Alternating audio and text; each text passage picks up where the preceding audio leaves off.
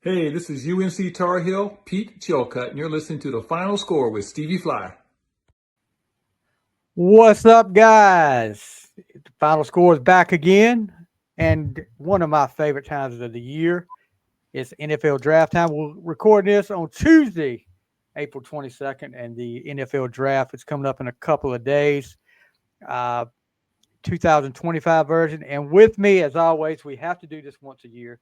I keep forgetting how many years it is, but I know it's over 15 years that we've been doing it, probably close to 17 or 18 years that we've been doing this together. Uh, we used to do it on his radio show on the Earl on WDOZ 98.3 over in Muffinsboro, and then when he moved to a more show on college based show now, and we stopped doing it, but we took it over on my podcast, and I'm glad to do it. He is like my mentor, the guy that he gave me the chance to be able to call into his radio show and talk some sports every week to get my stuff out there. So this kind of is responsible for the final score. This guy right here is, as always, with me is Gatmo Gattis Hodges. What's up, Gattis? Not much, Stevie. Thank you for the nice words there, partner. You've done a great job with this, and I know you enjoy doing it. And I always look forward to getting together and see how many we can actually get right between us Yeah, in this NFL draft. But I'm convinced after watching the draft so many years and after trying to prepare for this one, we're not the only ones who miss it. The professional scouts, the professional general managers, they miss them as well. And we've seen that a lot through the quarterback position the last few years, and I'm sure we'll see it this year in a lot of positions. But I've taken a different approach to mine this year. Looking forward to see what unfolds. I kind of went back, Steve. I didn't listen. I didn't watch a single minute of the NFL Combine. I did not have not watched a lot about this NFL draft to so-called guys who know it all. Haven't seen much of Mel and those guys. Louis Riddick, who I really love. I've seen him on a few shows here and there, but I haven't listened to what they've had to say. So what I did, I went back and just wrote down what each team needed, and I went through the NFL draft, and that's who they're getting, or who I think they might pick. So right. how many I'll get right, how many I get wrong, it really doesn't matter. I just, like I said, we're like one of the guys, they miss them just like we do.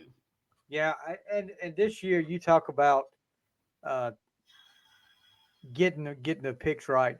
This year with the quarterback situation, you really don't know what's going to happen. I think maybe number one might be locked in. You never know with that, but I think what I'm hearing, number one might be locked in. But after that, you got guys that could go as high as number two or drop down to the end of the first round. Well, I will I, tell you this. I got a little bit of a hint on mine. I have only two quarterbacks going in the first round. So oh wow, last year we had the Drake Mays. yeah, We had a lot of guys going in that first Jaden round. Daniels. Jaden Daniels, who has been fantastic. Oh I yes, still think Drake May is going to be really good, but I don't have but only two that I deemed well enough to go in the first round. Some of the guys that come on here late, like Jackson Dart and the young man from Louisville, but I just don't think they're first round potential. And right. maybe the two I got up here are not first round potential, but nonetheless, that's the only two I've got in the first round. I'll tell you this: I've got more than two, and I think it's more because a particular team doesn't have a second round pick and they're grasping for quarterbacks, if you know what I mean right now. That might give you a hint as who that might be. They don't have a second round pick, and I don't know if they can afford to take the chance if they get to the third round. But there's a lot up in the air right now with of course with the Aaron Rodgers situation, which I think is a joke. Um, I really, as a Pittsburgh Steelers fan, I really wish I've said it to them, and I've heard other Steelers fans say as well. Let's just take our chances with Mason Rudolph, sign a backup, maybe draft a young guy in a later round, and go with that and see where we go from there. And then maybe next year or however the cards may fall with the quarterback situation, instead of playing a freaking, he's pretty much held Pittsburgh hostage with whether he's going to play or not. It's almost like he doesn't want to be with Pittsburgh, and that's fine because I can tell you this: listen to some of the Pittsburgh sports media. Um, one of them saying the other day, it would be a interesting situation if Rodgers does come to Pittsburgh, because half of the sports fans in Pittsburgh don't want him there, and he would really be on a hot seat as far as the fans go from day one. But who knows how that's going to work? He is. I'm so tired of him thinking he's Aaron Rodgers from 10 years ago. He's not. He's not Tom Brady. He don't have that ability to play into his 40s as well as Tom Brady did. And that hurt me to say that. But Tom Brady, played well into his 40s and played at a high level. But Aaron Rodgers, since the injury especially, has shown he can't do that. Last year was a total wash for the Jets. There's a reason why the Jets let him go. Yeah, I agree. He's kind of become the public enemy number one with a lot of NFL fans, not only Steeler fans, but a lot of NFL fans. I think the only fan he's got is Mike Greenberg. But, I don't like the way he's handled himself. I don't like the way he's doing things. I'm like you. He's not the same quarterback he was, 9 or 10 years ago. Jets threw away a lot of money at him. And if I'm in the Steelers, I don't touch him. But here's what really confuses me with the Steelers: how they got to this point. I mean, you had Russell Wilson, you had Justin Fields on your roster, and you don't bring either one of them back. I just don't know how they've gotten to this point. They really haven't done a whole lot at the quarterback position since Big Ben retired. Gattis, it's called burning bridges. For one thing, the whole Fields deal, when they put him on the bench when Russell Wilson came back last year, that had something to do with his decision this year. What I've heard. And then when you go so hard after him, then, which I think the difference was $10 million difference between what the Jets offered and what the Steelers offered him. When you go so hard for him, saying he'll be the starter this year, but you don't want to commit for multiple years with him. That's another reason why he left. He wanted a multiple year commitment to him.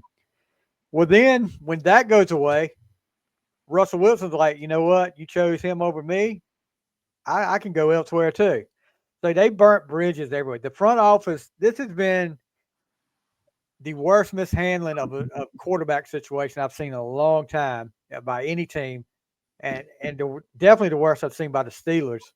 But I said it when Big Ben retired, and I'm living those words right now. I hope we don't have the big gap between Bradshaw and between Roethlisberger and the next big quarterback as we did Bradshaw and Roethlisberger. Yeah, that was. Yeah. You look at that. That was 81 to 2004. 23 years. 23 years. I'm gonna be in my 70s, and I may not be here. So I'm not looking for. I'm looking for a quarterback that can take us to another Super Bowl quicker than that. But they don't seem to be bothered by it. It don't seem to bother them. And they're, Tomlin is saying he wants Rodgers 1 minute, and then he wants one of the rookies 1 minute, and I'm like, well, what do you want? You need to make up your mind. It's a big old cluster is what it is right now. Yeah, it certainly is, and I don't think this draft is. They're not one to kind of push the envelope and move up in the draft either. So, if I'm going after somebody, I'm going to get Cam Ward. If I'm the Steelers, I don't see them swapping with Tennessee and going to that top spot. I really don't. I think that's what it's going to take to get him as well. Yeah, Tennessee is not going. If they're at a top spot, Cam Ward's Tennessee Titan. Giving away our first pick right there. You're right. But after that, and I won't give away too much, but I don't believe he may get picked high, but Shador I don't think should be getting picked that high. But in a situation with a certain team, they'll probably pick him high, if you know what I mean. Yeah, you're right. And you got to remember he's Deion's son. So yes, look, if what makes you think he won't get picked high when after a mediocre career at Colorado, he gets his freaking jersey retired. How does that happen? Now, I mean, you look at, and I'll throw one back in. Somebody made a good point. Cordell Stewart. Yeah. Oh, yeah. I mean, saw his that as career in well. Colorado, he was in the top 10, finished in the top 10 a couple of times, won a couple bowl games. Is his jersey retired? No. Why should Shedeur Sanders? I'll tell you, why Shedeur Sanders' jersey got retired. Deion's son. And I'll tell you another thing, too. It's going to be interesting to see how Shedeur handles going to whatever team he goes to, because this will be the first time in his playing career that his daddy hadn't been on the coaching staff. Yeah, I agree. And that's a lot of what a lot of people are concerned about, not playing for his dad for the first time in many, many years or ever. But I think somebody's going to give him a try, and I think somebody up high in the draft is going to give him a try. I agree with you. We are definitely. I think we're definitely on the same page. We may not be with the same team, but we're on the same page. But right. Anyway, let's get this on the roll. But the number one pick, it should be interesting to see, because I need to talk about this. It's the 90th annual draft from Green Bay at Lambeau Field, and it's adjacent Titletown district. So I do like we talked about before, I do like them going to different places. I think next year it'll be, let's see. I think they've already announced it. No, I don't see it up here now. I'll have to look and see where it's going to be. But yeah, I do like the fact that it's going to different places now. It's always an electric atmosphere out there, even though I've never been there, and me and Gats have got it on our bucket list. If it ever comes to Charlotte, we definitely want to go to the NFL draft. But yeah, Lambeau Field, one of the great fields, the legendary fields there. Know they're glad it's not going to be wintertime when they're doing this, because it ain't no telling what it would be in there. Most selections for this year will be, God, how do they always do this? How do the Baltimore Ravens always end up with the most selections? 11 for the Ravens and the 49ers.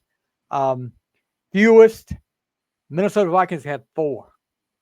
And then Mr. Irrelevant will be the pick for the Kansas City Chiefs. So, and of course, they've got all the coverage, ESPN, ABC, NFL Network. We talk about, we kind of flip-flop between both of them at times. I really don't know who I'll start off watching with this year. Who are you going to start off with this year? Well, probably ESPN. I've got, so I don't watch much of the NFL Network like I have in the past. When Mike Mayock, and he may be back on there, I haven't watched it. When he was on there, he was really, really good. Yeah, definitely. And when he went to be the GM in the NFL, I kind of quit watching that. And now I just kind of focus in on what ESPN does. Mel's really always been good to me, and I've always thought he's the GOAT as far as this is concerned. And also Louis Riddick, I think, is terrific as well. And I missed what's the other guy, Todd? Can't think of his name. They let him go. Who was always with Will Kiper. But Todd McShay. That's it.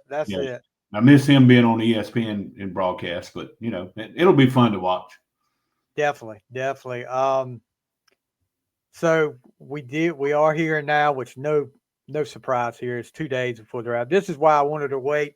We usually do this a little earlier, record it a little earlier, but I wanted to wait till kind of not to the last minute, but kind of as close as we could to figure out when we were going to record this. But the Browns and the Giants, who have the number 2 and number 3 picks, are considering trade offers for draft picks.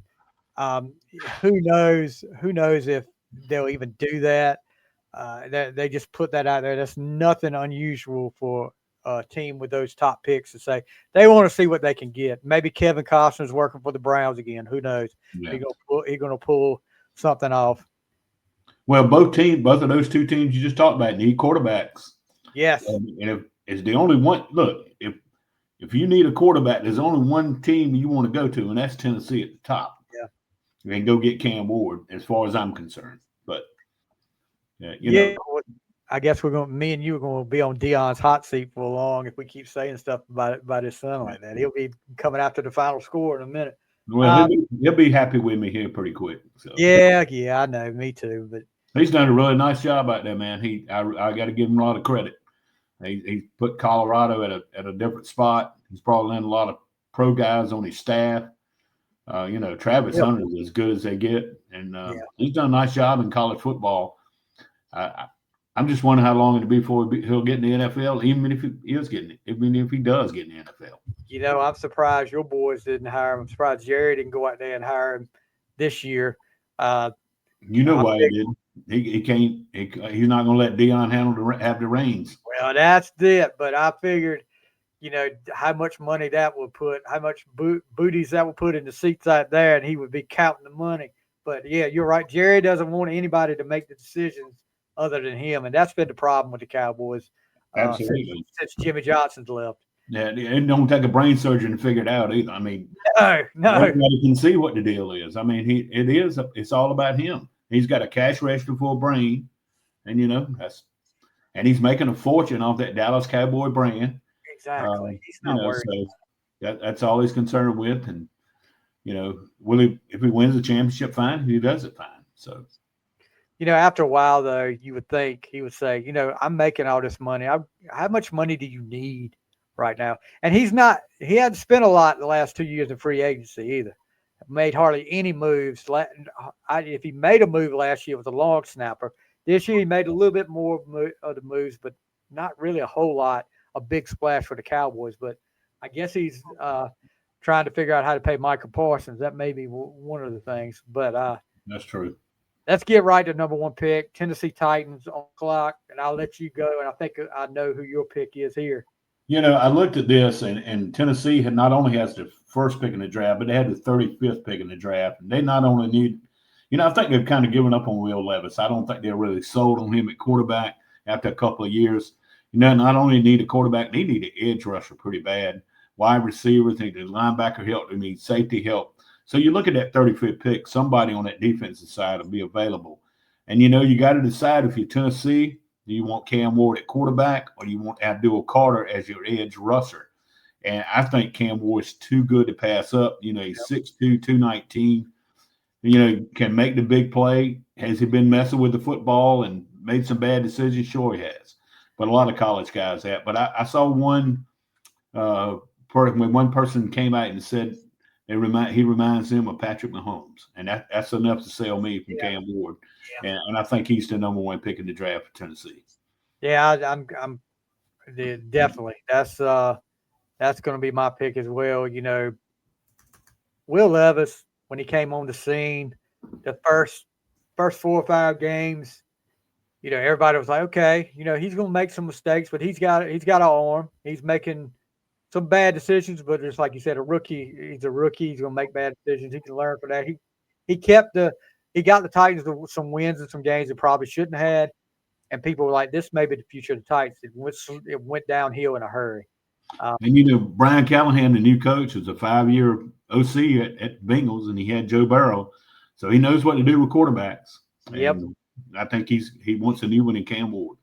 Yep. Oh, it should be interesting to see where they go here with Will Levis. Does he get traded? Does he just, is he content to be a backup? Is he going to be like Kenny Pickett? Say, look, if you're going to do this, move me somewhere else. And Levis is probably on about the same playing field as a Kenny Pickett, where you really haven't proven yourself enough to make those kind of demands. But if you want to get out of here, we'll be more than glad to ship you out of here. Maybe he'll be on another team before the start of the 2025 season. So the Browns, number 2 on the clock. Kevin Stefanski, wow, what a nightmare it's been with Deshaun Watson. And you got Myles Garrett making trade demands. Saying I want to play for a winner. Money doesn't matter. I want to play for a winner. Then they up his offer to 40 some million a year. And all of a sudden he thinks Cleveland's going to be a winner. That kind of confused me there, but it's time to move on from Deshaun Watson.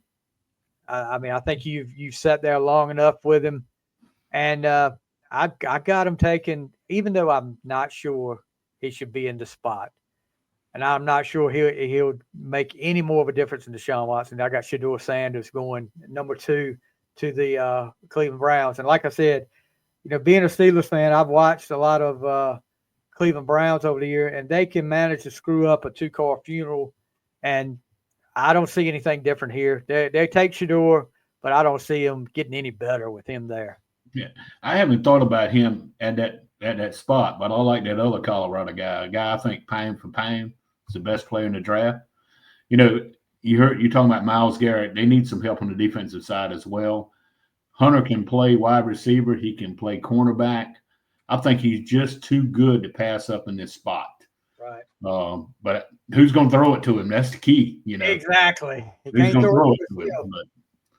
Well, you got who you there now? Flacco and Kenny Pickett as your other than Deshaun Watson. Who knows what Watson will do? And you think about it, Gattis. How do you throw all that money at one person unless he is guaranteed somehow to win you a Super Bowl every year? You throw that kind of money to somebody like Deshaun Watson. After he sat out a year? It was a dumb move. I never thought it was going to work out, and they proved me right there. But yeah, Cleveland is what Cleveland, like Forrest Gump said, Cleveland is what Cleveland does, and I'll leave it at that. When you look at Hunter, he's a Deion Sanders type. He's so unique, and he can play both of those positions at a high level. He wants to play both of them. Whether they let him play it or not, I'm not sure. But man, that's like getting 2 players for one. It's like opening up another spot on your roster. Well, he has made the comment too in recent weeks that if he isn't allowed to play both sides of the ball, he would retire. He would quit football before he would go to a team that wouldn't allow him to play on both sides of the ball. He must have made a lot of NIL money at Colorado then if he could do that. Yeah, evidently so. But I mean, I do like Hunter, and we'll go let you have the third pick. New York Giants on the clock with that third pick. Well, they need a quarterback as well. They also need a running back. And Shaquan Barkley left them, and the Giant fans have not been happy since he left. But I think they got to go Shedeur Sanders. Him in New York will be interesting now with that New York press. Yes. And Deion's going to get in the middle of it, and I'm sure he'll get in the middle of it. But Shedeur Sanders in New York will be interesting. He really will. And he's rated. I was looking at some of the rankings here of all the players, and he's ranked like 17th among all players as the best player. And I don't think he's got a lot of elite physical tools, but he's a tough kid. He's poised. They claim he stays in the pocket a little bit too long, but they can get him out of that a little bit. Yeah. But I just want to see him in New York. I really do, just to see how he reacts, how he handles the press, and I'm anxious to see how Deion's going to get involved with it if he does go to New York. Okay, so before I give my pick on that, DeBowl is on the hot seat. Let's say things don't work out. Sanders gets picked by them. Things don't work out the way they want to. Deion's kind of in the middle of it. You think Deion ends up being head coach of the Giants for long? I wouldn't rule anything out with Deion. He seems committed to the college game, but I would not rule anything out with Deion. And if you're the Giants and you fire your coach and you got Shedeur as your quarterback, you got to throw boohoo bucks at Deion to get him to come to New York. I mean, getting him in the NFL would be fun. And can you imagine him taking the Giants into Dallas? Oh wow! Sure, that would call. Yeah, because that's the NFC East rival right there. You'd have a lot of interest in that game, more interest in that game than you've seen in the past few years for sure. That's true. So me and you flip flopped on our second and third picks. I got Travis Hunter going to the Giants here. The reason being, I think the Giants right now, DeBowl doesn't have time. He's on borrowed time. He doesn't have time to get to get a quarterback ready, a rookie quarterback ready. He's got Winston and Russell. I don't know which is the lesser two evils there. I probably figure Winston had some games last year where he looked really good. Wilson at the same way. So who gets the start job there, I don't know. But I think they take Travis Hunter here. And I honestly think New York is like, okay, we'll let you play both sides of the ball because we need help in the wide receiver and the cornerback position right now. So yeah, I just think the Giants take Travis Hunter here with the third pick. And like I said, not a bad pick when you pick him. I can tell you. And I will say this: with Jameis Winston and Russell Wilson at quarterback, they're better already at quarterback than they were a year ago. Oh, definitely. So. Hands down better than they were last year. Yeah. So not quite the kind of hatred that I usually do for this pick, but because they're kind of in the suck mode right now. But number 4, the Patriots on the clock. Who you got the Patriots taking? Well, Mike Vrabel's a defensive guy. He comes in, he's a tough guy. And I tell you, New England really went to work in the free agency. They did. They brought in a lot of guys. They need help at offensive tackle, which I think they got in the with the free agent. You never turn down the edge rusher, and I think the best edge rusher in the draft is going to have to make a short trip from Penn State up to New England. That's Abdul Carter, 6'3", 250 guy. He's elite, ready. He's a ready-made pass rusher. Boy, you have him on one side and Drake May on the other. It's pretty good ways to go here in Mike Vrabel's first year. Yeah, I'm going to trump that. I got you there too. I'm going to take the same pick, Abdul Carter.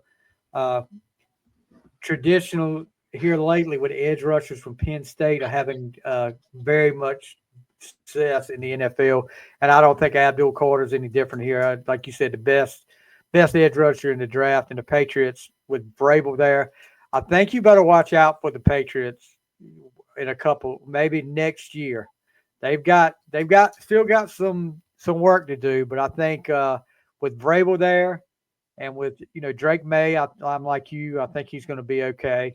And they've had a lot of cap money, like you said. They work free agency a lot. I think the Patriots going to be they're going to definitely be improved this year, but I think you give them a couple years, they might be a contender again. But yeah, I've got Abdul Carter as well going to the Patriots. Stevie, let's talk about this just a minute before we move on. You're talking about Shedeur Sanders going, number 3 to New York Giants. They've got Wilson, they've got Winston already there. Say the Giants take Carter and not Sanders. Where does Sanders fall in this draft? Sanders falls pretty far back, I think. If he doesn't get picked where one of our picks, I think he falls really far back, and that's could he fall to? Let me see. Maybe the Saints. Number 9. Yeah, the Saints are. They've got some quarterback issues right now with Carr. The Saints could take him. 21st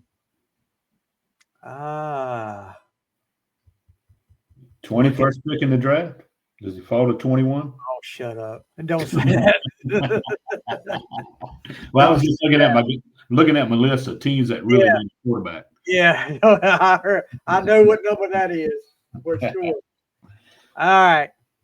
Yeah, I mean, Tomlin has said he met with Sanders and said he would definitely want to have Sanders as a Steeler. I mean, what else are you going to say unless he was god awful? But I'm hoping that doesn't happen. But could happen. There's a lot of things that could happen. But I know we need a little bit more quarterback than what we got right now, but maybe not this year. Let's see, the Jaguars, number 5, and I've got them going offensive line. You got to protect your quarterback who got laid out last year and didn't look pretty. I thought, you got rid of a lot of people. You got rid of your head coach. So I'm going to start off with offensive line. Armin Mimbo for the offensive tackle from Missouri, 6'4", 332 pounds. He's just a monster. And, the right side has had issues. They got Walker Little on one side, but they need somebody on that right side. And could be another Tristan Wirfs starting right away. He's tough. He's quick, but I've got an Armand Mim. I hope I'm saying that right. I'm sorry, but if I butchered your name, Mimbu going to the Jacksonville Jaguars at number 5. I got him coming up a little bit later, and they're really high on Mimbo, the young man from Missouri, 6'3", 314. But Stevie, I've got them going defensive because they need help on that defensive front as well. And defensive tackle, defensive end, linebacker help, safety help. And the pick here is Mason Graham from Michigan defensive tackle. A lot of people are comparing him to Aaron Donald. He's 6'2", 296, and can step right in there and be a big playmaker for the Jaguars in the middle. And, you were talking about Trevor Lawrence, needed somebody to block for him. I think this is a telltale year for Trevor Lawrence. It is, definitely. He's kind of fallen down a little bit the last year or so, and this is a big year for him. And he's going to need some people with some playmakers and some people in front of him for this Jacksonville team to make him move on. And who knows, he might be trade bait for the season's over with. Well, the rumor earlier, before free agency started, that Pittsburgh had called about maybe trading for him. With good Lord, there's no telling what they'd have to give up for him right now. Yeah, it's time for Trevor Lawrence. The potential has gone. I mean, you can't really go say, well, he's still got potential. You got to show something this year and show him why you were the number 1 pick. And he hasn't done that yet. Last year, of course, he took that big shot against Houston, and they shut him down for the rest of the year. I think that was like 2 or 3 games left. But yeah, it's time for him to start showing that he can be a playmaker and an elite NFL quarterback, or he may end up leaving Jacksonville for long. And we had there's a guy in the NFL now that was kind of in a spot that Trevor Lawrence was in, but he played with several different teams. But what Baker Mayfield has done with his career, God, it's been dynamite, and I love him because he's a gamer, man. He comes to play, and I think if anybody that Trevor Lawrence could look at and see who can follow who's kind of set the plan, and it has to be Baker Mayfield if you're Trevor Lawrence. Yeah, who drafted Baker Mayfield? He played with Cleveland, right? Yeah. Talk about screwing up a 2-car funeral. Yeah, that was the Cleveland. After 1 year with your arm in a freaking harness, with your shoulder in a harness, you have an off year, and they're ready to run you out of town. Right. And look at what Carolina had him. Carolina had him. Absolutely. And they could have kept him. But Cleveland, like I said, you have one bad year, and it wasn't really bad, but a bad year with an injury. And they run you out of town. So, but yet they'll keep you there for all these years with injuries and several criminal charges against you. So I don't understand that. But anyway, number 6, the Las Vegas Raiders, who were just hosting WrestleMania 41 this past weekend. Which, if you didn't check out the WrestleMania watch along, me and Kyle Barber did it this past Sunday night. 3.5 hours of watching WrestleMania, dude. And that was just night 2. We didn't do night 1, but night 1 was a washout. It was totally terrible. And night 2, a little bit better, but probably one of the most underwhelming WrestleManias I've ever seen. But Gattis, Las Vegas is on the clock. Who you got them taking? Well, they got a new coach in Pete Carroll. Pete Carroll loves his running backs. He had Marshawn Lynch, years ago, and he's always had good running backs.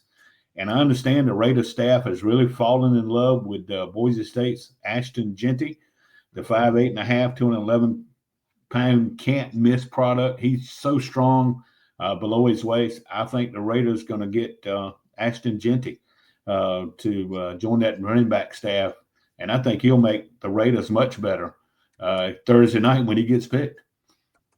Yeah, I'm going right along with that too. This guy just kind of took over this year. And I thought he really had a chance to win the Heisman, which may work out better for him because usually the running backs who win the Heisman don't, unless you're Barry Sanders, don't go on to do too much. But they've got Raheem Mostert there, and this guy, I agree with you. I think he can be the next big thing as far as running backs go in the NFL. He is so strong. But I'm looking for the Raiders to pick him. Should be interesting to see. I thought Pete Carroll may have a little reunion for there a while with Russell Wilson, maybe come back to Pete Carroll and go with the Raiders. Kind of strange, trade getting rid of, you get your quarterback from the Seahawks, getting it was strange the way that worked out, but the Raiders haven't had much success here lately, but I think you might see the Raiders look a little bit better this year. And you got Chip Kelly as one of your coaches too now, so that should be interesting. What do you think about going a little bit off here? We're talking about running backs. Arizona State's Cam Scatterbo. Oh, I love him. I love Cam Scatterbo. He's kind of a Baker Mayfield type at running back. I love him, man. I love watching him in college. I almost threw him in this first round, but I backed away. I was kind of picking with my heart instead of my head for a minute. I was going to throw him in this first. I think he'll be a great pro. I think so too. I mean, he's got that he's just like he's got that barrel size, and he's determined. I mean, when you think you got him down, as little as that guy is for a back, he's determined. You're not going to bring him down. And I mean, if everybody was talking about before that, he's 5'10", 219 pounds. So he's got that big shape. He can catch out of the backfield. He runs. When he played that game against Texas in the playoffs, I think he proved to everybody, look, I'm not just doing this against anybody. I'm doing it against one of the top defenses in the nation. And he put on a show that night, and Arizona State almost pulled up off the upset that night. But, yeah, I would love to see him somehow fall to Pittsburgh. But like I said, Pittsburgh, unless they trade up, make a trade, get the second round, I don't think that they'll get him. But I was trying to think of where he would be a good fit. When you think about a lot of these teams, Shaquan Barkley is a lot more talented player than Scatterbo is, but Barkley's got the same kind of mental attitude. I mean, he brings it big time. I mean, he brings it, and that's what Scatterbo does. Kind of, I think there's a lot of teams that Scatterbo could really help. Well, I mean, anybody could take him and take a chance on him, and I think it would pay off. I definitely think it would pay off. All right, so we got the Jets up next at number 7. The Jets, of course, Aaron Glenn, the new head coach, coming over from his defensive coordinator days with the Lions. So now you're past Aaron Rodgers. You've got that nightmare over with in New York because Aaron Rodgers just tried to make New York Jets a version of the old Green Bay Packers when he was there, getting all his guys there. But now they've moved on, and I think with him being defensive mind, I think they're going to go with an edge rusher. I think they're going to go with Shamar Stewart from Texas A&M. I think Glenn just wants to build that defense and then go from there. But I think he's one of the better ones up there, Shamar Stewart. I thought of that as well because Aaron Glenn is a DC guy. He's a former NFL cornerback. He's defensive coordinator of the Lions. I figured they'd go DC, but they really need a tight end. It's really bad. I got them taking Tyler Warren, the big tight end from Penn State, 6'5", 256 pounds. He's a Brock Bowers type kid at tight end. So I've got the Jets kind of straying away from the defensive side and bringing the tight end to help Justin Fields and whatever quarterback takes over that spot that Aaron Rodgers has departed. But, Steve, and I'm not trying to throw arrows or barbs at Pittsburgh, but it's kind of interesting. You know how New York City is with the media and stuff. And wouldn't it be something if the Raiders start Fields and the Giants start Wilson on the opening day of the NFL? It's probably going to happen. Yeah. It's so odd to me that has worked out like that. Look, let me tell you, there are a lot of Steeler fans upset about the way this whole thing was handled. And I think Pittsburgh, and I'll tell you another thing that I talked to one Steeler fan I talked to for sure about was the fact that we're tired of being in the middle. You get that, they celebrate every year that just being above 500 deal. You know, Tomlin has never finished below 500, Right. but you don't win a playoff game. And you're also stuck at this usual position they are in the draft in the 20s. Well, you know, one guy told me, he said, look, I'm a Steeler fan through and through, but I am not going to be disappointed or upset if we finish below 500 this year and we get a higher draft pick than what we've been getting. You know, it probably wouldn't hurt for us to do that a couple of years. So Then I will you re-sign them? That's the key. yeah, that's Re-sign the them. thing. You know, but Hey, and you know it's a far cry from what Dallas and Pittsburgh used to be. When you think of those Bradshaw, Lynn Swan days, and Cowboys in their heyday, man, it's a far cry from back in those days. well, even the Cowboys and Steelers of the '90s. I mean, you look at Yes. those. That you know, those guys. Those. I mean, the Steelers and the Cowboys. And you're a Cowboy fan. I'm a Steelers fan. We're not used to mediocrity like we've had here lately. Yeah. It's And, been a long time for the Cowboys, I can tell you. yeah, and I mean, we're not used to it. It's time. Something's got to change. And I don't. I mean, you can't. And I know I've had a lot of Cowboys come at me for this, but I just don't think throwing all that money at Dak was the right idea. I'm not either. I honestly don't, and I like him. I think he's a great kid, very professional. I just don't think you can win a Super Bowl with him at quarterback. I don't either. And I mean, I you really paid don't. him all that money, and you don't have the cap space to pay. You know, you're having to work now to possibly be able to make cap room to sign your best defensive player again, or you might lose him, and you might lose him to a division rival. But yeah, I just didn't. I didn't think that was the right move from the start. But I've been told several times by you just hate Dak. You just hate Dak. You can't blame Dak for everything. No, but when you're the quarterback, you're the guy that's going to get looked at on that side of the ball, and especially when you can't win the big ones. Especially in Dallas. Yes, especially in Dallas. Yep. Well, let's get to number 8, the Carolina Panthers on the clock. Who you got? Well, I think they're going to trade this pick. Actually, they've been shopping it big time because they got 8 picks in the first 5 rounds. But if they keep this pick, they need some help at linebacker. And Jalen Walker, a linebacker from out of Georgia, 6'1", 243, is physical, reliable tackler, had a tremendous burst at linebacker. I think the Panthers would be better served to keep this pick and take Walker at this spot. Yeah, I've got them going. You know, they can.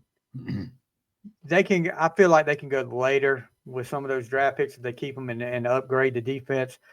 Right now, I think they need somebody at wide receiver. I got them taking, and I'm gonna butcher this name too. Tetairoa McMillan, wide receiver from Arizona, 6'4", 219 pounds.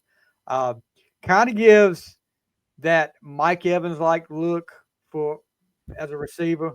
And Bryce Young, everybody was ready to write off at the first half of last year. Kind of made an adjustment after getting benched last year.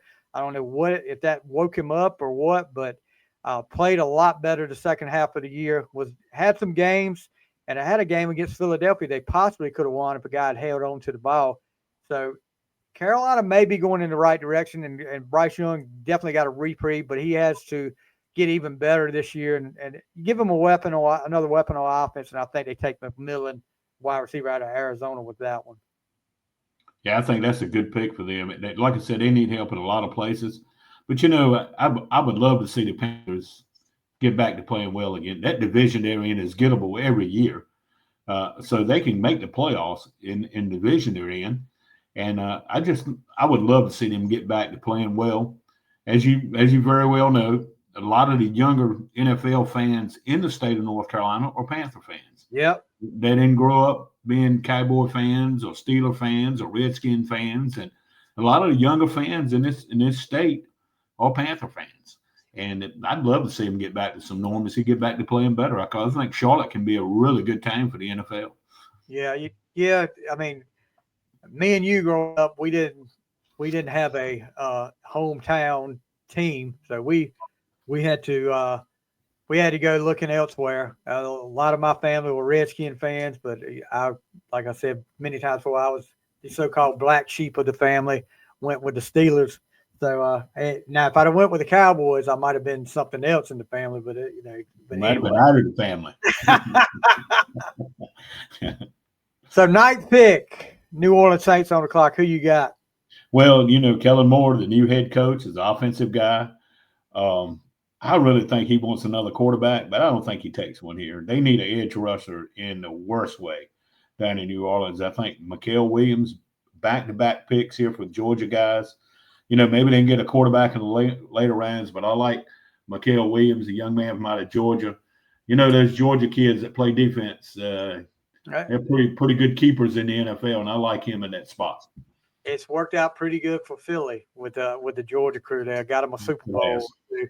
Yeah, and the way they dominated the Chiefs, that defense dominated the Chiefs last year was just unbelievable. When you don't call a blitz the entire night, you just let your guys up front get pressure and don't have to worry about it. But I got them going defense, but I've got them going in the middle, defensive tackle out of Michigan, 6'3", 296 pounds, Mason Graham. They need to get they need to help Cam Jordan.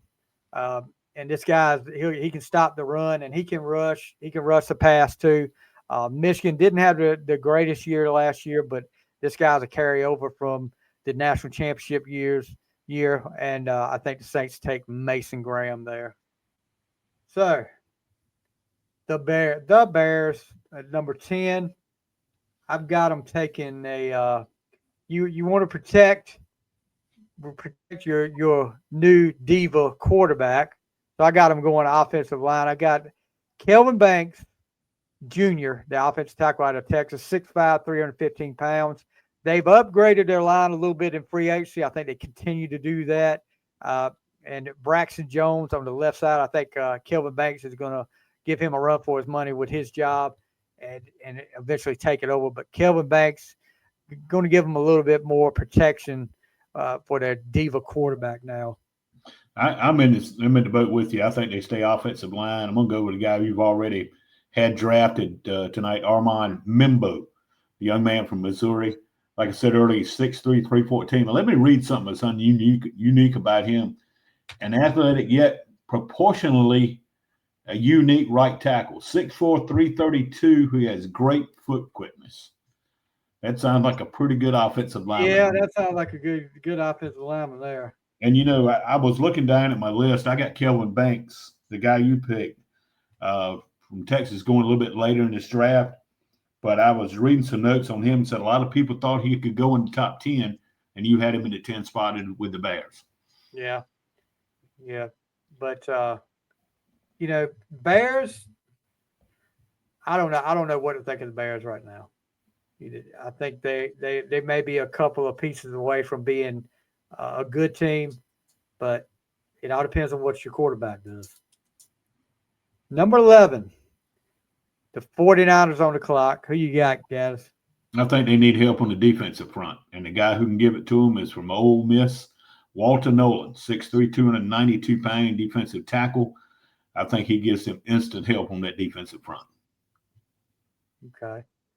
So the 49ers had a lot of high expectations for last year, coming off that NFC Championship loss, thinking they were going to get right back to it. And the injury bug, as much as they had avoided them in years past, it bit them hard last year.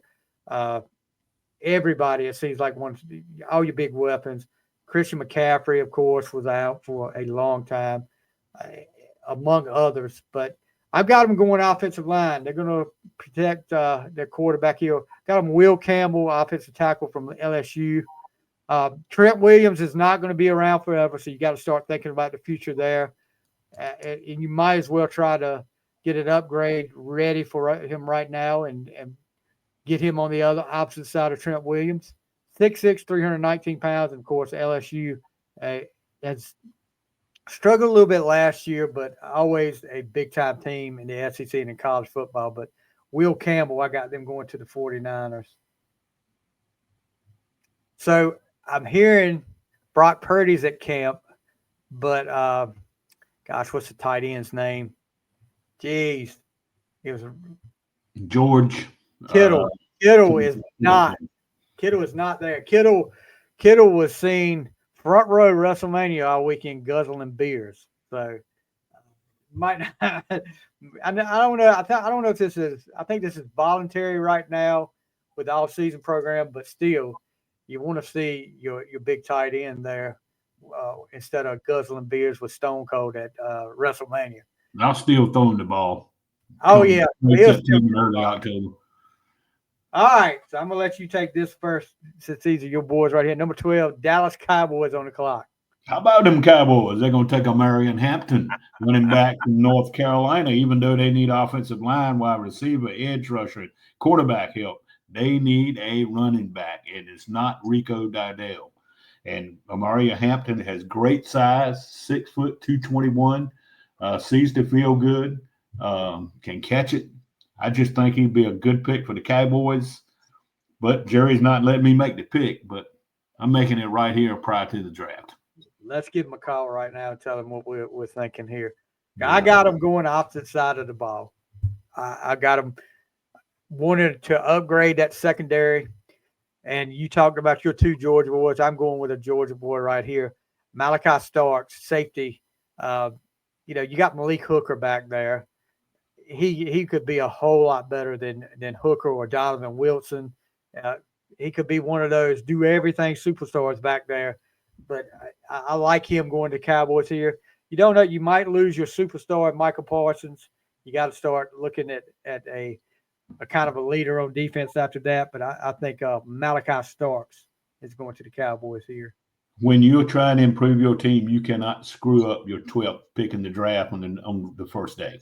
You're the 12th pick in the draft. You got to pick somebody that's going to help this team.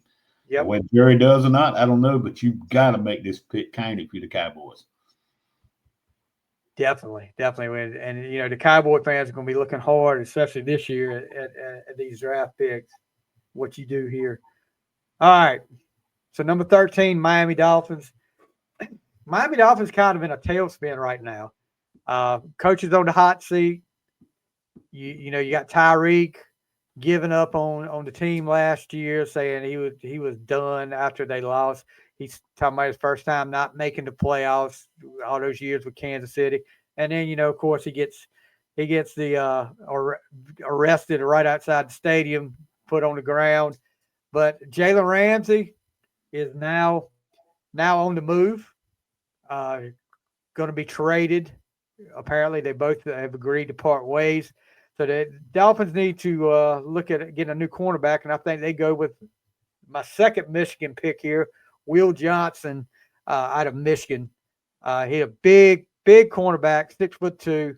He's got shutdown potential, and I think he would be a good replacement for Jalen Ramsey. So who you got going to the Dolphins, Gattis? Will Johnson, I like him. I don't have him picking him, but I like him. He's got 3 pick sixes in his career at Michigan. Yeah. He's a big play guy in the secondary. I got him coming up a little bit later, but they need some help, like you said, on the defensive side. They need some help up front.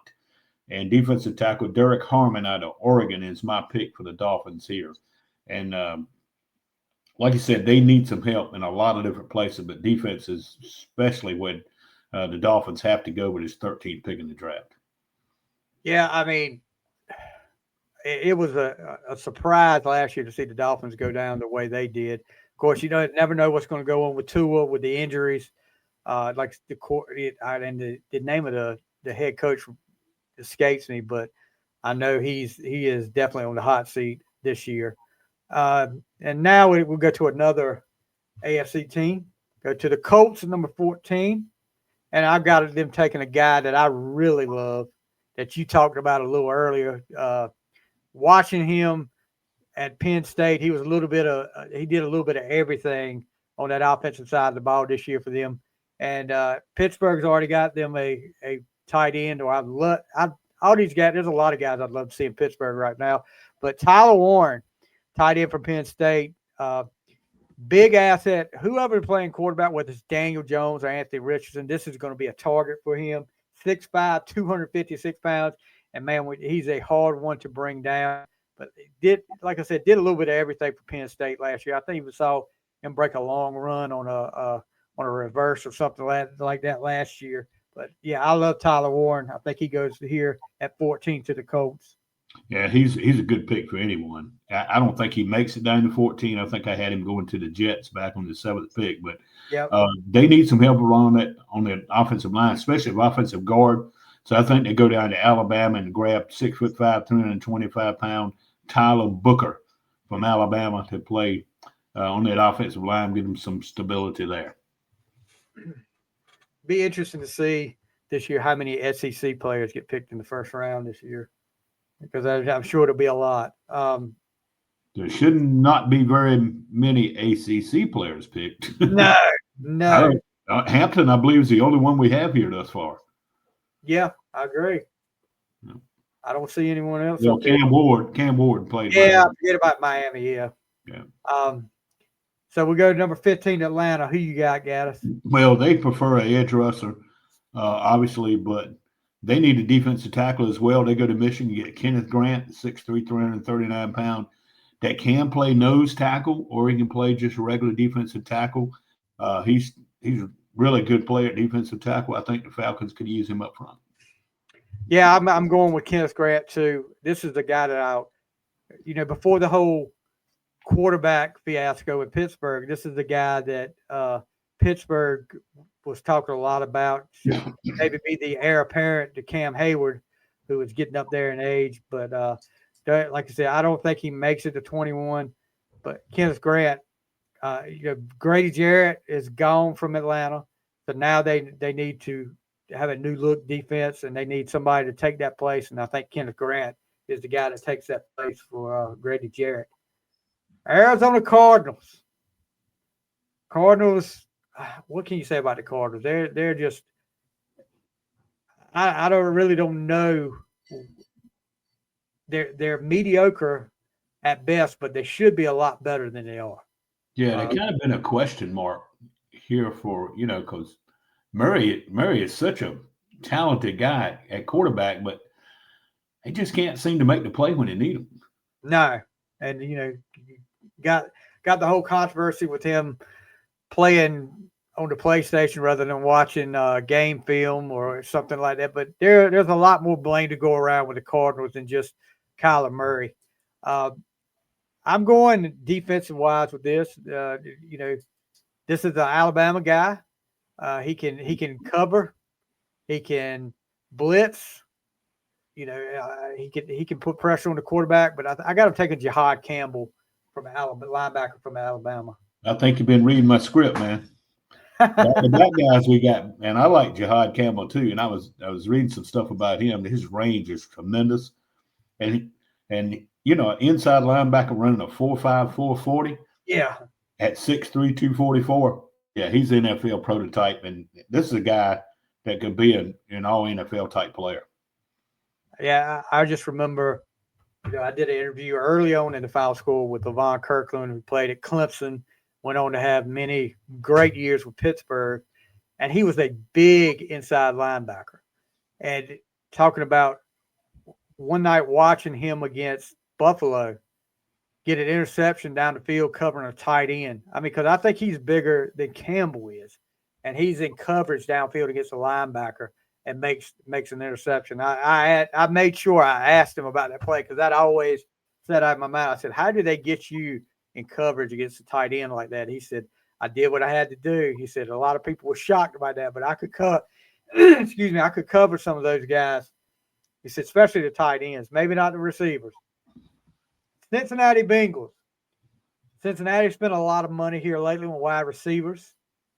They're kind of wondering about Trey Hendrickson. That he's wanting to get out of Cincinnati unless they pay him, whether they've got any more money to pay him or not. But I think Cincinnati has to be looking at a replacement for Hendrickson, so they go with an edge rusher. I think they go with James Pierce Jr. out of Tennessee. Who they've already lost Sam Hubbard, and like we said, Trey Hendrickson might be moving on, and that was pretty much the only big weapons you had on a Cincinnati defense that really struggled last year. Because you look at that offense from Cincinnati, they could put up 40 points, but the other team might score 42, might score 45 every game. And so they need to shore up that defense. The offense looks really good. I don't think they've got to worry much about that. But yeah, like I said, James Pierce Jr. from Tennessee going to Cincinnati here. I'm going a little different right here, and a guy that probably nobody has going in the first round here on any draft board. But, I was thinking about James Pierce as well, Steve, as I started looking at this, and he was rated really high in a lot of spots. And I read somewhere people will question his ability to let somebody coach him. And I don't know if that's hurt him or not. But I had him up real high, and I ended up not even having him in the first round. So I don't know if that's what the situation was with him or what. But anyway, Jack Sawyer, who played at Ohio State. Oh, yeah. He's got a great motor. He's got great hands, and he's good against the run. He can play on the edge. He's a playmaker. I think they stay right in that state, and they bring in Jack Sawyer. I hadn't really thought about him, but yeah, if he moves up in the first round, I would love to pair him up in Pittsburgh if he falls later. Pair him up Pittsburgh with, you got a young Peyton Wilson at Pittsburgh that really, really played well last year in his rookie year. You put a guy like this back there with Peyton Wilson and that linebacker crew in Pittsburgh, I would love to see that. But yeah, I had thought about him. That's a good. That might be a good pick there. All right, we got the Seahawks up next. Who you got, Gattis? Well, when you look at the Seahawks, they need some offensive line help, and they're going to go right down the road to Oregon and get Josh Connolly, 6'4", 315. He's rated by some people as the number one offensive tackle coming out this season. But jump in there to give some protection to looks like Sam Darnold might be their quarterback this year. So I think you go offensive line with Josh Connolly. I got him going defense here. I got him going, and I'm gonna butcher this guy's name out of Texas. Jahdae Barron, cornerback out of Texas, 5'11", 194 pounds. They really don't have other than Devin Weatherspoon, they really don't have a great secondary. So I think you've got, Seahawks, there's a lot of question marks in Seattle now with Darnold. And this may be a place where you need a weapon for Darnold, but I think they go defense here. Jahdae Barron, I guess that's his name. So Seahawks, number 19, the Tampa Bay Buccaneers. I've got them going offensive lineman. Well, no defensive lineman, excuse me. And this is the guy you talked about a few minutes ago from Ole Miss, 6'3", 296-pound Walter Nolan. Can you imagine putting this guy right next to Vita V? This will be a almost impenetrable center of the defensive line that the Buccaneers are going to have. But yeah, I got to go with defense with Walter Nolan. Well, Tampa Bay, once again, they need some help up front. Defensive, like you said, I like the guy you mentioned earlier that you had pretty high in the draft, Shamar Stewart, defensive end from A&M, 4.58 40 at defensive end, 6'4", 280. That's moving, and I think he could be really good in the NFL. I think he'll give the Buccaneers what they need up front. All right, number 20, Denver Broncos. Who you got? Well, the Broncos are always looking to draft a running back here. I think they would love to have Hampton or Genty, obviously, but I think they'll stay in the running back spot, and they'll take Travion Henderson, running back from Ohio State. Like I said, Sean Payton really likes him from what I've read. 5'10", 214 pounds, play for the national champions. So I like Travion Henderson to be the pick for Denver. You talk about the Patriots making a lot of moves in free agency. The Broncos made a lot of moves in free agency. I think they go defensive side of the ball. Vance Joseph gets a little toy to play with here. A guy that you talked about earlier, a Georgia guy. I think they go with Jalen Walker, 6'1", 243 pounds. Dre Greenlaw has come over from the 49ers to the Broncos, but they still need some depth there, and I think this will be a good pick for the Broncos with Jalen Walker here. All right, here we go. Number 21, Pittsburgh Steelers. And there's so many guys I would like to see the Steelers get here. But, unfortunately, you can only pick one. And I'm going to probably surprise a few people here.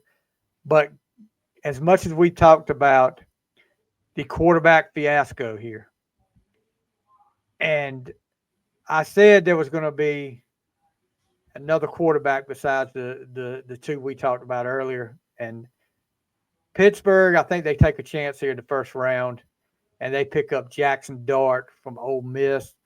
They started to love him late in the process. They've met with him a couple of times. Big armed, athletic, mentally and physically tough.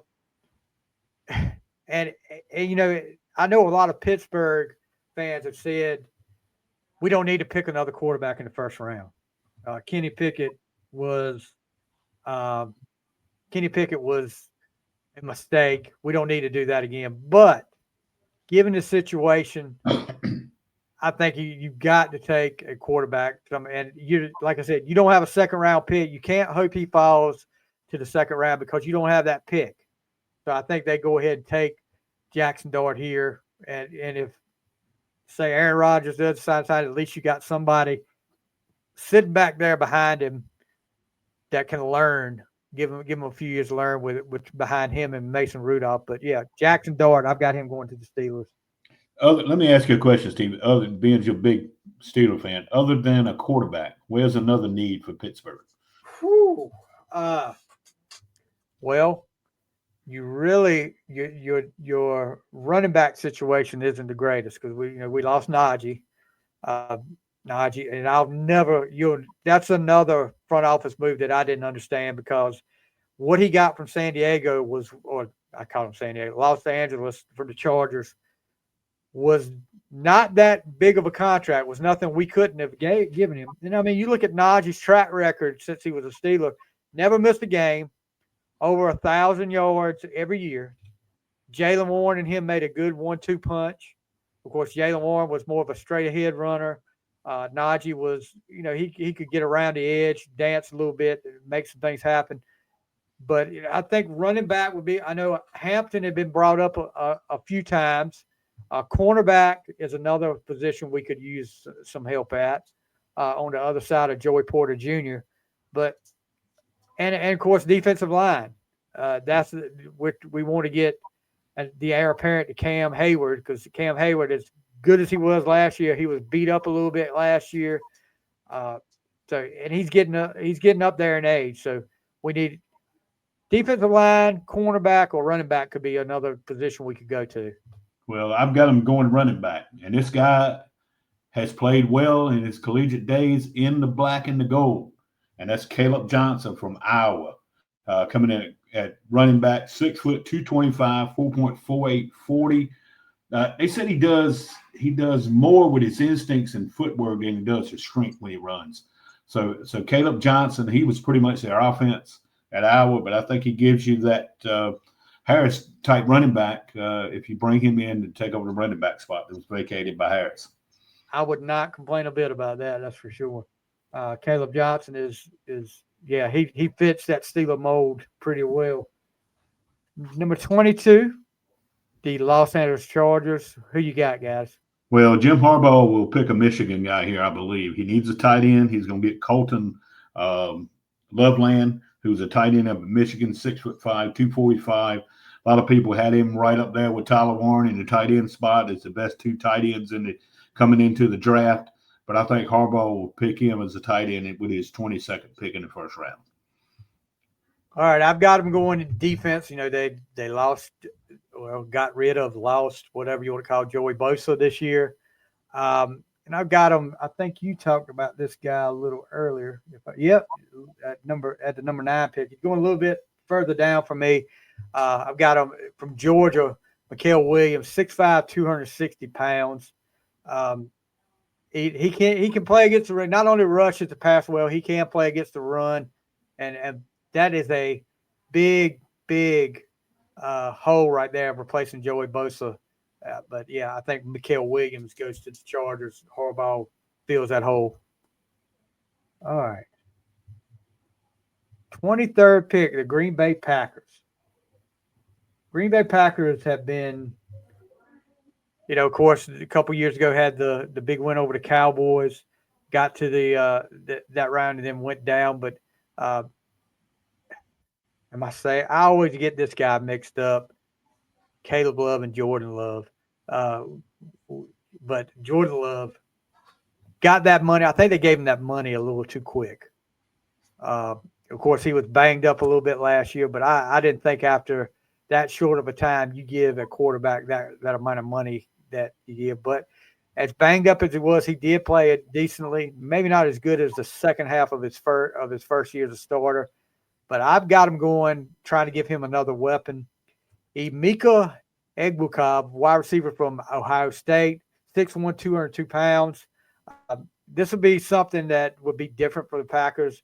Break that mentality of not taking wide receivers in the first round. Give Jordan Love a productive. It can run the outside routes, help him there. But I got him taking this kid out of Ohio State. I don't want to butcher his name anymore than I did. Well, I've got that young man coming up a little bit later here in the draft in the first round. But I've got the Packers staying offensive as well. And they need to improve that offensive line to protect Love and Josh Simmons, offensive tackle from Ohio State, 6'5", 311 pounds, is the pick here for the Packers to kind of solidify that offensive line and give Love a little more time to get it to his wide receivers. Yeah. Love is just, and he's got some weapons, but I don't know if Romeo Dobbs, did he leave? I'm not sure, but he's got some weapons, but he needs a few more there. And I think they're right on the cusp of being a team that can be a contender for the top NFC. Maybe not a Super Bowl contender, but they're up there. The Vikings up next, of course, they pick up Sam Darnold. Probably paid him a little bit more than I would for a guy that saw ghosts on the field one year. Darnold, there was talk early on in free agency, Pittsburgh might go after Darnold. I just don't, after one good year, I don't think you give that guy that much, which, Darnold moved on from the Vikings. That's right. I'm sorry. But Darnold went to Seattle. But, he had a great year in Minnesota, and that may be because of the system he was in. But Darnold started to show his hand a little bit the second half of the year, struggling a little bit. But so now the Vikings, I've got them going defense. Nick Emmanwori, safety from South Carolina, 6'3", 220 pounds. Put him next to Harrison Smith. Cameron Bynum is gone. He left in free agency. So now I think you got to replace him. But yeah, I got Emmanwori from South Carolina going to the Vikings. I think they'll stay defensive as well. And J.J. McCarthy is going to be the big deal for the Vikings, whether he can step up and play that role or not. And if he doesn't get hurt a year ago, what happens with Darnold? Does McCarthy still sitting there holding a clipboard? Yeah, and there's still some talk about Rodgers may end up in Minnesota if McCarthy doesn't get out to a good start. But I think they go with Georgia safety, a guy you picked early in the draft, Maliki Starks, who's the number one rated safety coming out, 6'1", 205, runs a 4.40. He's a can't miss prospect at the safety position. Okay. So the Texans on the clock. Who you got them taking, Gaddis? They need offensive help to protect Stroud and give him more time. And they're going to go step right over to Louisiana and grab Will Campbell, the offensive tackle from LSU, 6'6", 319. He was projected to go in the first round, and I think he will. May even go higher than this 25th pick. But I've got the Texans taking him, Will Campbell. I've got him going offense as well, but I'm going a little bit different. Tank Dell, had a horrific injury last year. Nico Collins needs some help to take some of the pressure off him. I've got him taking Luther Burden the third, a wide receiver from Michigan, 6 foot, 206 pound, quick, very quick after the catch, but and they definitely need some help there. I mean, because we really don't know how Tank Dell if he'll be ready for the first of the year or when he's going to be back. But Texans are one of them that you really don't think is going to be that great, but somehow they end up in the playoffs all these years. But yeah, to give them another offensive weapon might put them over the top, put them over the hump, and maybe win a playoff game. 26th, the LA Rams. Who you got, bud? Well, looking at the Rams, they're going to go with a guy. I think that I didn't see him in many drafts in the first round, but a guy I think is very underrated due to his speed is Kentucky cornerback Maxwell Hairston, 5'11", 176, but he may be the quickest guy in the draft. Runs a 4.37 40, and extremely quick. I think they could use a corner. The Rams could, and as they try to improve that club on the defensive side of the ball. Yeah, I've got him going with a guy that you talked about earlier. Tyler Higbee has been a big weapon for the Rams over the years, but I think they need to start looking at the future beyond him. I think they go to Michigan and get Colston Loveland, tight end from Michigan, 6'5", 248 pounds, a good receiver, and he can block as well. Rams kind of the surprise last year how well they did, but Cooper Kupp, who was one of my favorite players outside of Pittsburgh Steelers, now gone from the Rams. So Rams are trying to get a little bit younger on the offensive side of the ball, and I think Colston Loveland lands with the Rams. All right. Whew. The Baltimore Ravens on the clock. You did say a cuss word in this show, didn't you? Baltimore Ravens. I did. Every time it hurts my mouth every time I say those two words. But Baltimore, their defense came along. They struggled the first half of last year, but they came along really well the second half. I got to give them credit. And I think they tried to boost that defense a little bit more, give them a guy that can get some pressure on the quarterback. So you go with the edge rusher. I'm going with Nick Scourton, Texas A&M, 6'2", 257 pounds. And let me tell you guys, this defense really, I'll give them credit. The second half of the year was a totally different defense, but they just, when you got that guy sitting back there behind, no matter how much you think he is, he just can't win the big games. When the pressure's on, even sometimes during the regular season, when that pressure gets on, he shuts down and he starts making mistakes. I mean, pay him all that money, that's fine.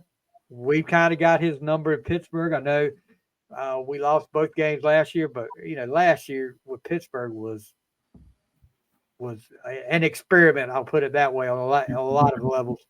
But yeah, I would, if I'm a Ravens fan, I think this would be a good pick to go defensive because you've got a lot of weapons on offense. But who you got for the Ravens, guys? Well, I got him going offensive guard. He needs some help up front, the offensive guard. I go with Talik Williams, the offensive guard from Ohio State, 6'3", 334, really highly rated lineman. And just to give Lamar some help, along that front line. And I don't know where you can help him from, there's so much talk about the tight end dropping that 2-point conversion to cause him to lose the game. But, Lamar had a couple of really bad turnovers in that first half as well. I mean, you can't put it on one play there towards the end, but he had a couple of bad turnovers, in that first half as well. But, Williams might give him a little more time, at offensive guard. But, John Harbaugh does a pretty good job with his guys coaching them up. So we'll see if Williams is that pick and how he fits in on the offensive line. Yeah. Yeah, you can't blame as much as much as I'd love to blame any Ravens for a loss, but Andrews has been. It's just like I said after that game. A lot of Ravens fans were, I think he even said he got some death threats. No doubt. But Sure. Mark Andrews, how many times has Mark Andrews made a big play, made a big catch, and won the Ravens a game? You can't just blame him for that play. I mean, just like you said, go back and look. And now, I'm hard on Lamar Jackson, but I mean, with good reason, sometimes you can't win the big games. And for them not to talk about some of the stuff he did in that game, like you said, the turnovers, he's going to turn over the ball in a pressure game. There's no doubt about it. Whether it's a fumble, whether it's an interception thrown into triple coverage, but the Ravens fans don't want to see that. That's their ticket to the Super Bowl. I said, well, just like I told one, he was talking about this year's going to be our year. He said, Lamar's our ticket to the Super Bowl. I said, well, I hope he bought y'all one because that's the only way y'all going to get to see it is if he buys y'all one. Because you're not going with that guy quarterback right now. Unless let me throw a little question back at you here. Yes. With the quarterback situation that Pittsburgh has right now, if Lamar Jackson was available, would you take him? Well, we have to. Gosh knows. I mean, that's like saying that's like asking a guy that hadn't ate in a week, if I give you this 4-day-old steak, would you eat it? That's right. Heck yeah, I'd eat it. I mean, absolutely, you take them. You got it. You got to take what's the best available. Turnovers and all, right? Exactly. Yeah. I mean, we can work with him for a year. Yeah. Jeez. Yeah. But you know what? That would be weird to see. That's just like we were talking with Pittsburgh fans were talking about when Flacco was out there. I said, what would be so bad about signing Flacco as a backup or something like that? And one guy said, I just can't see Flacco wearing a Pittsburgh uniform. I said, yeah, but still, desperate times call for desperate measures. And those guys will come for the money if you throw it out there. Yeah, exactly. So number 28, Detroit Lions on the clock. Who you got, Gattis? Well, they need an edge rusher, and they need some help out there with Aiden Hutchinson. He's coming back off injuries. They had what really decimated injuries last year. Dan Campbell's done a remarkable job there. He lost a lot of people on his staff. That's going to be a key with his team this year, I think. But I think one of the most underrated guys in this draft is a young man from out of Marshall, Michael Green, edge rusher. He led the nation in sacks last year with 17. He's 6'3", 248, moves really well. And a lot of people think he'll make an instant impact in the NFL. And a lot of people, ESPN has him ranked the number 2 edge rusher, but has a great first step. But Lions, I think, add to that defense is pretty solid for him, picking up Michael Green. Yeah, I've got him going a little bit further down, but he will be in the first round. I've got him taking a guard, give some golf some protection. But I'm like you guys, talking about a defense that was decimated by injuries last year and still played well. I mean, a lot of teams, if they lose, you lose your big edge rusher, you lose some of your key linebackers, and you still make the playoffs. Dan Campbell did a great job, and unfortunately, losing to the Commanders.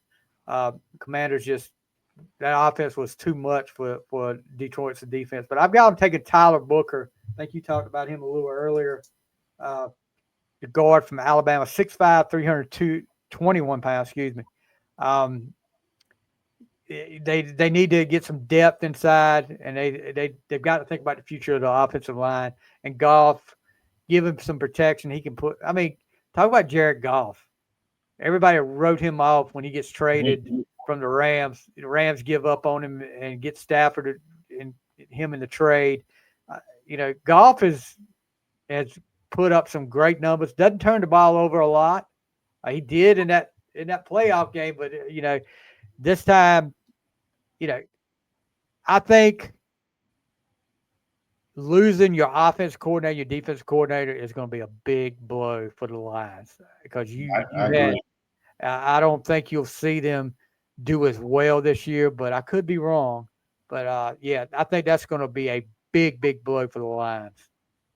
Yeah, I agree with you there. I think losing those coaches is going to be a challenge for Dan Campbell. And I'm like you. We were talking about Baker Mayfield earlier, um, taking a second chance and make the best out of it. How about Goff? Man, Yeah.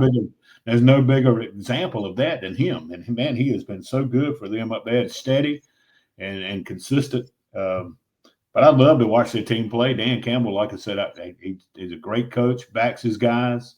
But that's going to be a real challenge how the Lions bounce back after losing all those coaches. And, if they stay away from that injury bug, they got a chance to get it to the Super Bowl.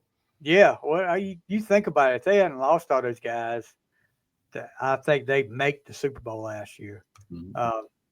Commanders at number 29. I'll go here with this one. I've got them going, the offense, you pick up Deebo Samuel for the 49ers. You've got Jaden Daniels coming back.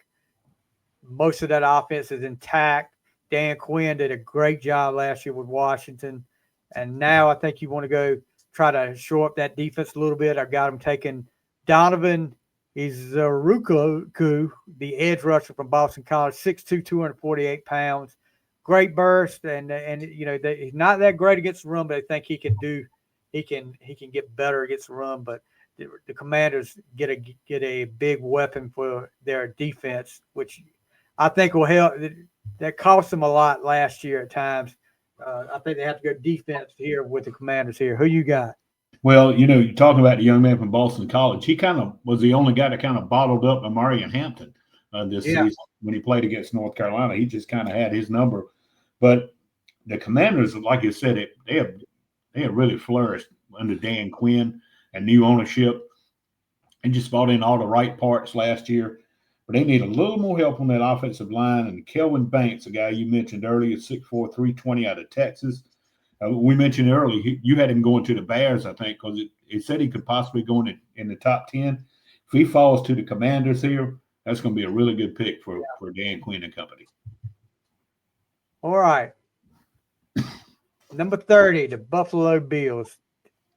You kind of felt like last year, I think a lot of people felt like last year with Buffalo, well, they've lost this, they've lost that.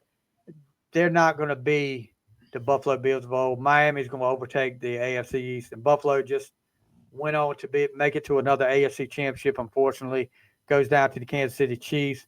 Allen had another great year quarterback, but I think you've got to go. I think Von Miller is gone from Buffalo, and you got to go with an edge rusher and a guy you just talked about, Mike Green, the edge rusher from Marshall. Mm-hmm. Had some off the field issues, but I think maybe he can overcome that. And like you, guy that you really need to watch that could be a standout in this draft this year. I've got him taking Mike Green. Good pick. I like Mike Green from what I've read. I didn't realize what you said about some question about him from that standpoint, but all these guys got questions somewhere.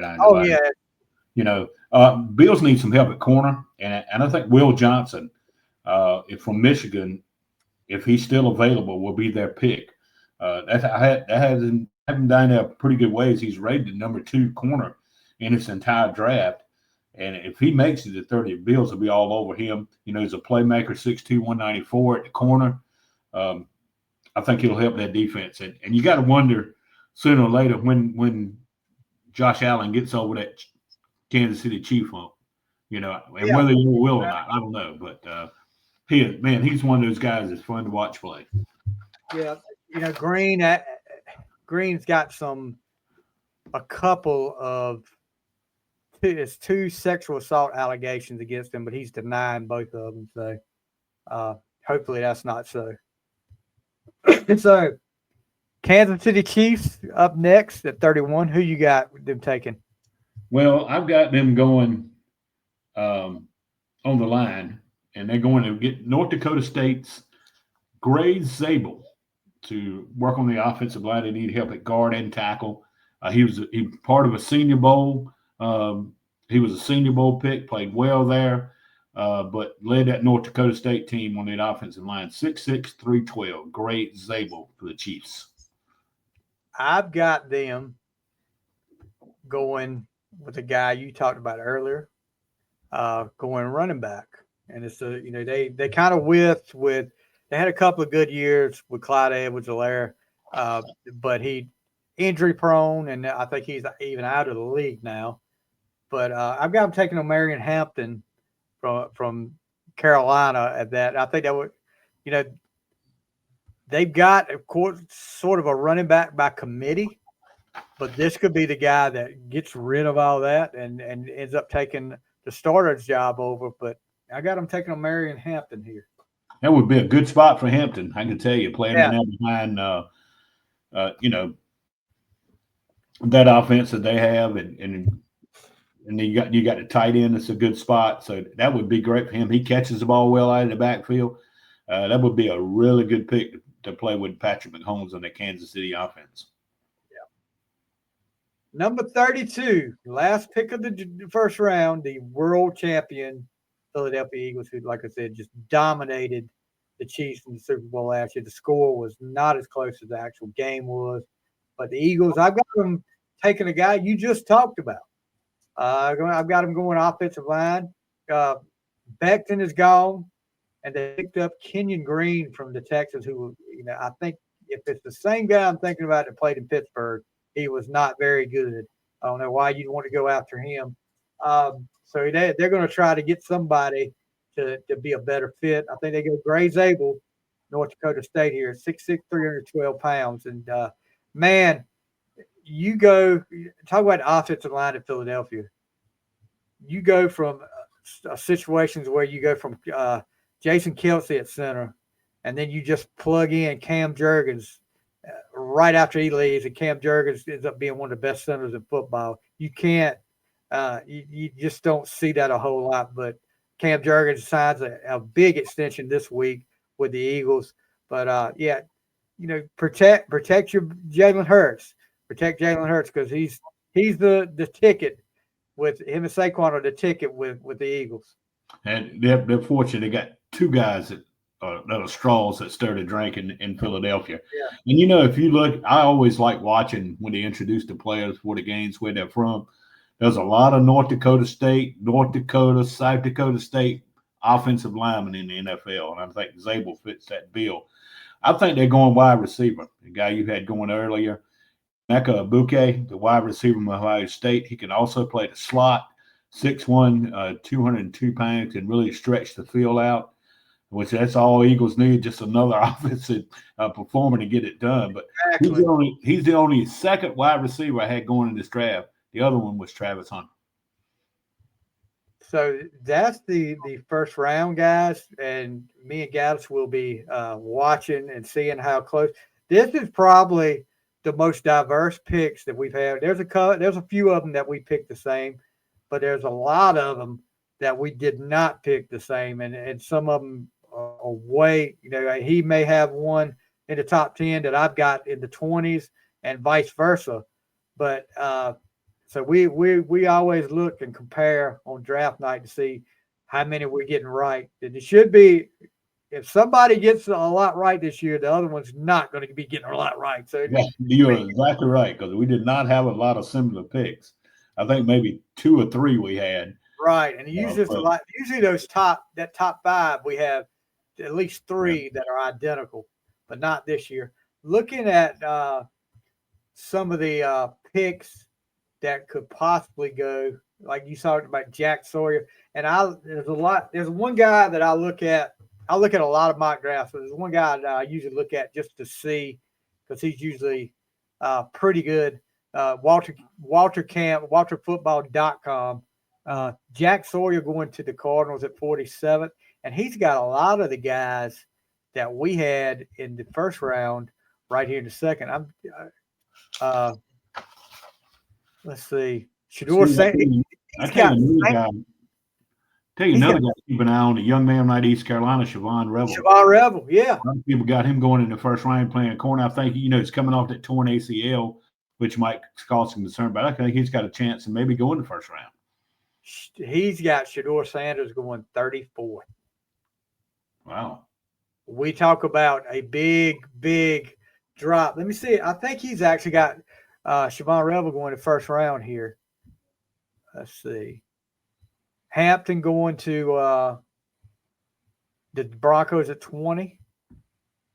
Pittsburgh taking Derek Harmon, like you talked about him. Gosh, where was it? Rebel.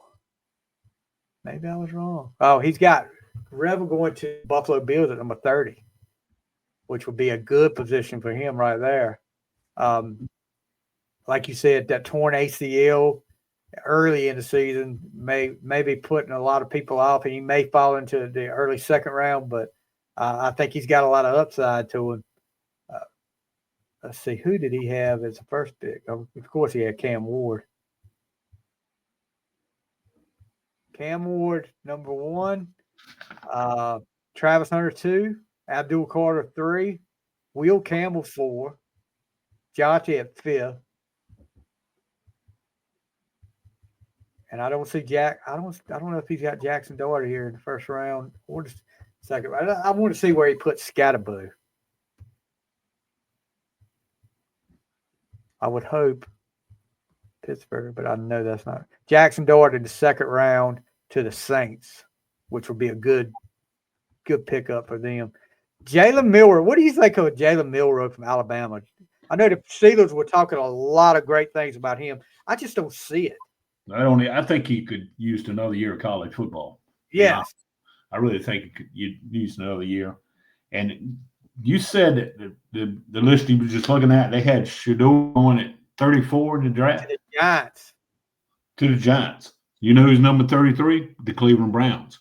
Yep. And they need a quarterback. If they don't pick, earlier. Yeah. Wouldn't that be interesting if they pick Travis Hunter at number 2 and get Shador at number 33? And then get Dion to come coach them next year. That would be interesting to say the least. They've got Scatterbo going 55th to the Los Angeles Chargers. He seems to be a Harbaugh type guy. Yes, I can see Harbaugh loving him.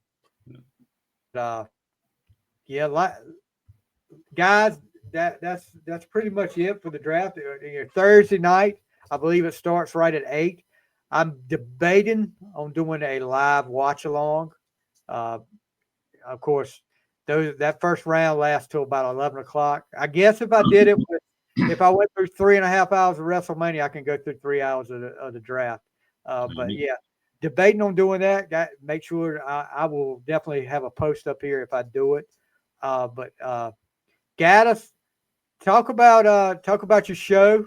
You still got your weekly radio show going on 98.3. The Earl, who is named after our late great good friend, Mr. Earl Telliger.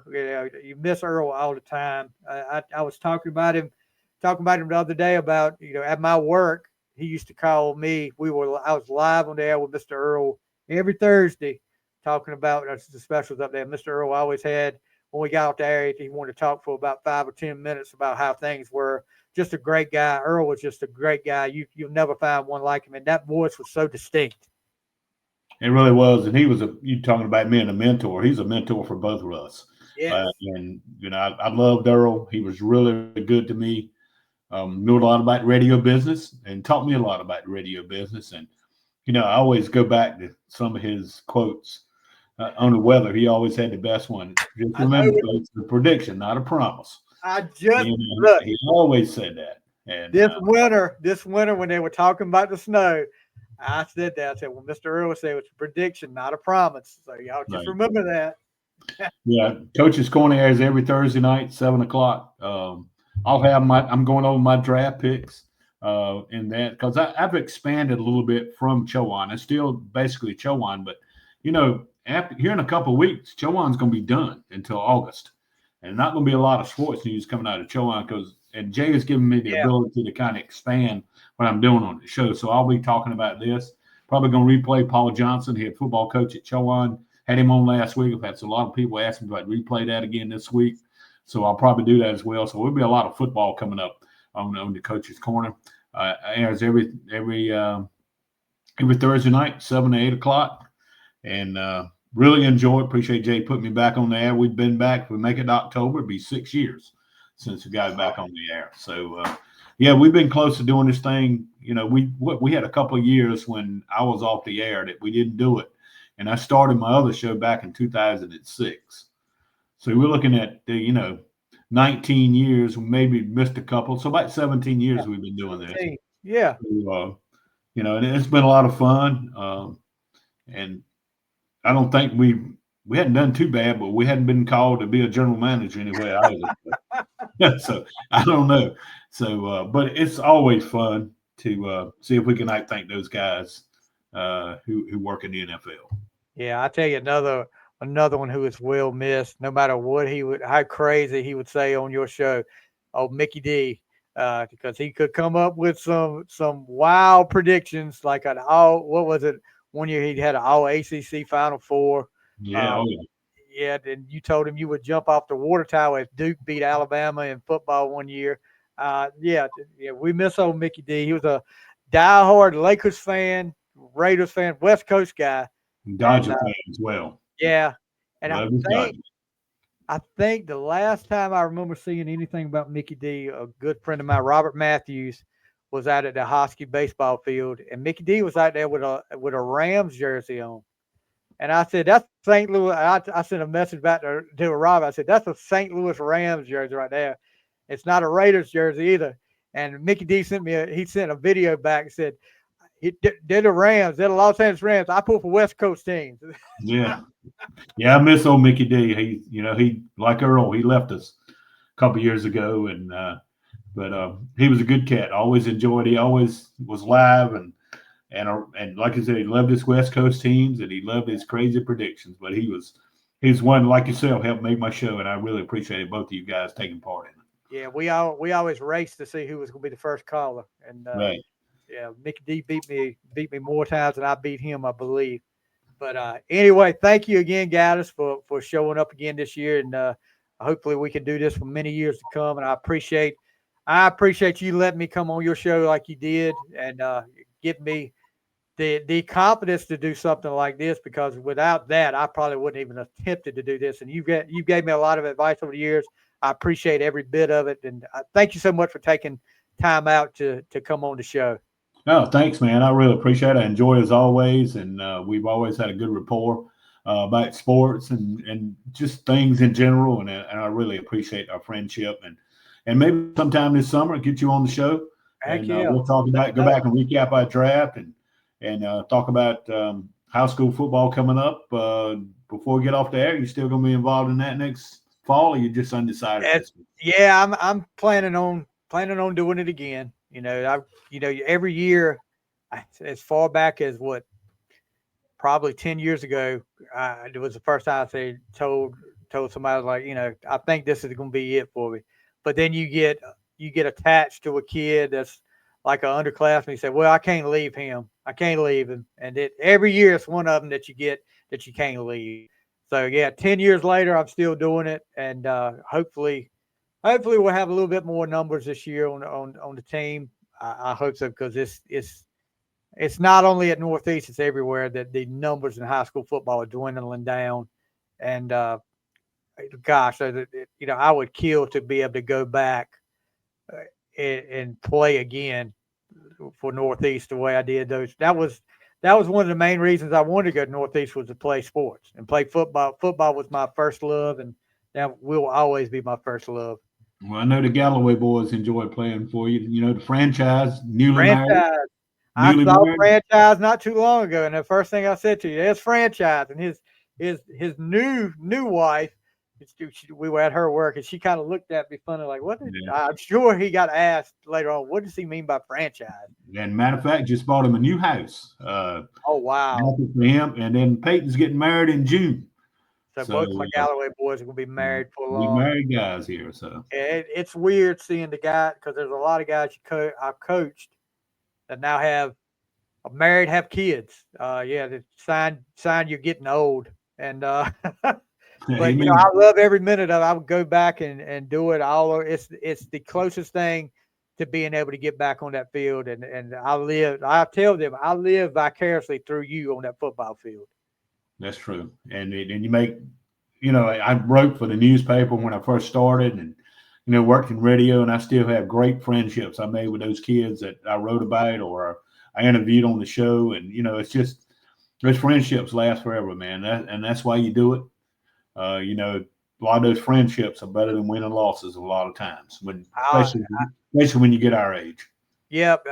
Wins and losses are you want to win, but as long as you can teach them something to carry on with the rest of their life, and those friends, like you said, those friendships are there with them, and I hope there's not any of them that look ill upon me for when their time when we were together, but I don't think there's many of them, if there's any.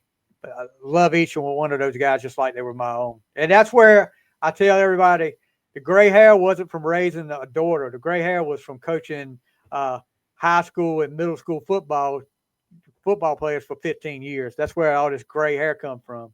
But I loved every minute of it. I still love it. They give me a hard time. I give them a hard time, but it's great. It's awesome. Yeah, it is. If you make a difference in one of those kids' lives, it's worth every bit of it. Yep. No. All right, guys, that's going to do it for this week. I hope you guys enjoyed the draft. I should be posting this on a Tuesday or Wednesday. So whether it's 2 nights or tomorrow night, enjoy the NFL draft, guys. And be sure to watch out for that live watch along for the final score. We'll see if we do that. But you guys have a great week, a great night, and that's going to do it till next time. That's the final score.